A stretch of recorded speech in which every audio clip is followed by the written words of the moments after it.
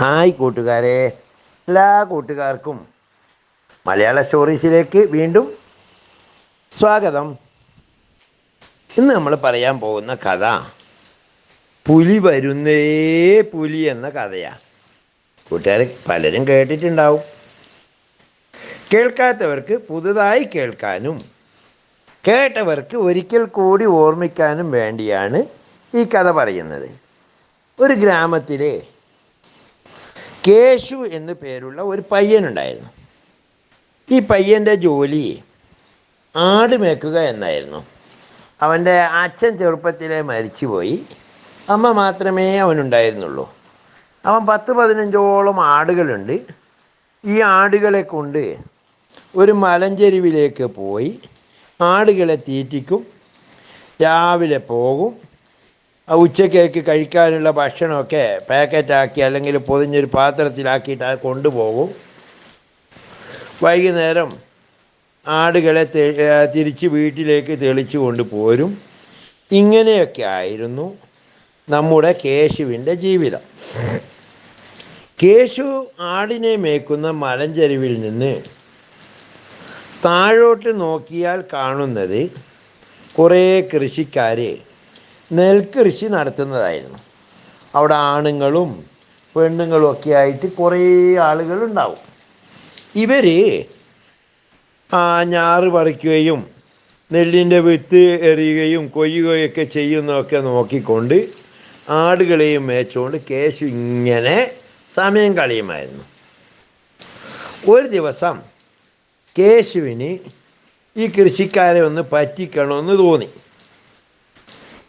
അപ്പോൾ അവൻ അവിടെ നിന്നുകൊണ്ട് വിളിച്ചു പറഞ്ഞു, പുലി വരുന്നേ, പുലി വരുന്നേ, എൻ്റെ ആടിനെ പിടിക്കാൻ വരുന്നേ, ആരെങ്കിലും ഓടി വരണേ എന്ന് ആർത്ത് വിളിച്ചു. അങ്ങനെ ഇവൻ്റെ നിലവിളി കേട്ടപ്പോൾ കൃഷിക്കാരായ ആളുകളെല്ലാം കൂടി വടിയും കൈക്കോട്ടും കത്തിയും ഒക്കെ എടുത്തുകൊണ്ട് ഓടി വന്നു. എന്തിനാ വന്നതെന്ന് കൂട്ടുകാർക്കറിയോ? അറിയാവുന്ന കൂട്ടുകാർ അത് കമൻ്റായി നമ്മുടെ കമൻറ്റ് ബോക്സിൽ എഴുതണം. എന്തിനായിരിക്കും വന്നേ?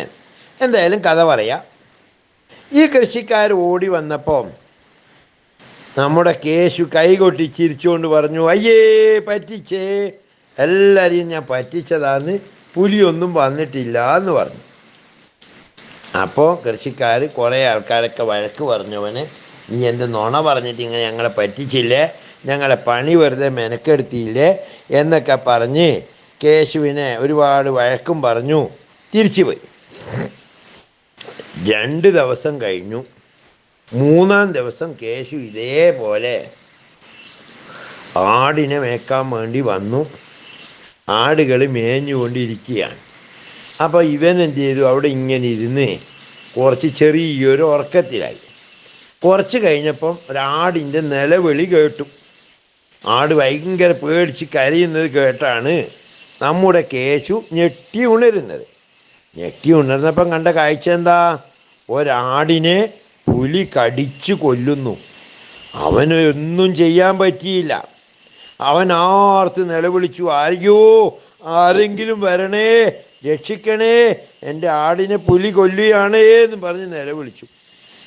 ഈ ശബ്ദം കേട്ടു കൃഷിക്കാർ ചിലരൊക്കെ വടിയെടുത്തിട്ട് പോരാൻ ഒരുങ്ങിയപ്പോൾ ബാക്കിയുള്ളവർ അവരോട് പറഞ്ഞു, നിങ്ങൾ പോയിട്ട് വെറുതെ സമയം കളയണ്ട, അതാ പയ്യൻ വെറുതെ പേടിപ്പിക്കാൻ വേണ്ടി, നമ്മളെ പറ്റിക്കാൻ വേണ്ടി ശബ്ദം ഉണ്ടാക്കുമായിരിക്കും എന്ന് പറഞ്ഞു. അങ്ങനെ ആരും പോയില്ല. പുലിയെ, ആടിനെ കടിച്ച് കൊന്ന് തിന്നു അവൻ്റെ മുന്നിൽ നിന്ന് തന്നെ. ആരും വന്നില്ല. വൈകുന്നേരം ആടിനെ വീട്ടിലേക്ക് തെളിക്കാൻ സമയത്ത് ഈ കൃഷിക്കാർ വന്ന് നോക്കുമ്പം കണ്ട കാഴ്ച എന്താ? ആടിനെ പുലി കടിച്ച് കൊന്നിട്ടിരിക്കുന്നു. കേശു അതിൻ്റെ അടുത്ത് നിന്ന് നിലവിളിക്കുന്നു. ഒരാടിനെ പുലി പിടിച്ച് കൊണ്ടുപോവുകയും ചെയ്തിരിക്കുന്നു. ഇത് കണ്ടപ്പോൾ കേശു വളരെ സങ്കടത്തോടെ കൃഷിക്കാരോട് പറഞ്ഞു, ഞാനിങ്ങനെ ആർത്ത് നിലവിളിച്ചിട്ടും നിങ്ങൾ ആരും വന്നില്ലല്ലോ സഹായിക്കാനേ, വല്ലാത്ത മനുഷ്യന്മാർ തന്നെയാണ് നിങ്ങൾ എന്ന് പറഞ്ഞു. അപ്പോൾ കൃഷിക്കാർ പറഞ്ഞു, മോനെ, നീ അന്ന് പറ്റിച്ചത് കൊണ്ടാണ് ഞങ്ങൾ വരാത്തത്. അപ്പം ഒരു പ്രാവശ്യം നമ്മൾ ഇവൻ ഇതേപോലെ ആളുകളെ പറ്റിച്ചത് കൊണ്ടാണ് പിന്നെ ശരിക്ക് പുലി വന്നപ്പോഴും ഇവന് ആളുകളുടെ സഹായം കിട്ടാതെ പോയത്. അപ്പോൾ കേശു പഠിച്ച പാഠം, ഈ കഥയിൽ നിന്ന് നമുക്ക് കിട്ടുന്ന ഗുണപാഠം എന്താ? നമ്മൾ ആളുകളെ പറ്റിക്കാൻ ശ്രമിച്ചാൽ ഒരു പ്രാവശ്യം എല്ലാവരും ഏത് പറ്റിപ്പിലും കുടുങ്ങും. പിന്നീട് നമ്മൾ വീണ്ടും പറ്റിക്കുകയാണ് എന്ന് കരുതി സത്യത്തിലുള്ള കാര്യം പറഞ്ഞാൽ പോലും ആരും വിശ്വസിക്കുകയില്ല. നമ്മൾ ആളുകളോട് നുണ പറഞ്ഞാൽ, ഒരു പ്രാവശ്യം നമ്മൾ നുണ പറഞ്ഞു എന്ന് ആളുകൾക്ക് ബോധ്യപ്പെട്ടാൽ പിന്നെ നമ്മൾ സത്യം പറഞ്ഞാലും നമ്മൾ പറയുന്നത് നുണയാണെന്നേ ആളുകൾ കരുതൂ. അതുകൊണ്ട് എപ്പോഴും സത്യം മാത്രം പറയാൻ കൂട്ടുകാർ ശീലിക്കണം.